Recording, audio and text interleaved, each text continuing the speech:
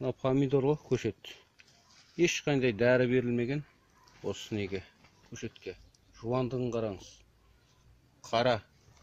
Өткен жылы, одан алдыңғы жылдары егетін кезімде неше түрін дәрін беретін. Амафос, магний, бірдеңе қарайту үшін. Биыл тек қана осыны беріп жатырмын. Жуан.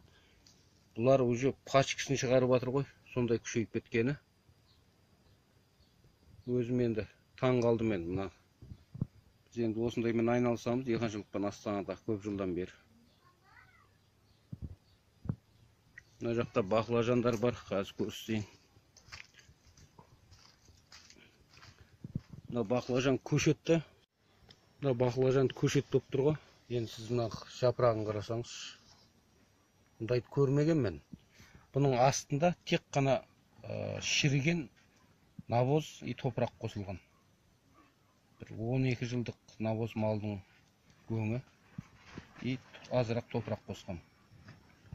Бір керемет болғанда енді өзім риза боламын енді. Мынау нелер қалай өсіп кеткен, жуандық пачка шығарып жатыр ғой, гүлдеп рассадалар. Бұның бәрі тез күнде болды. Где-то 15 күннің ішінде осындай болып кетті ғой. Аға мені ғой картошкалар. Сізге көрсетейін. Бір түптен қалай шығады. Бұны картошканы батырғамыз.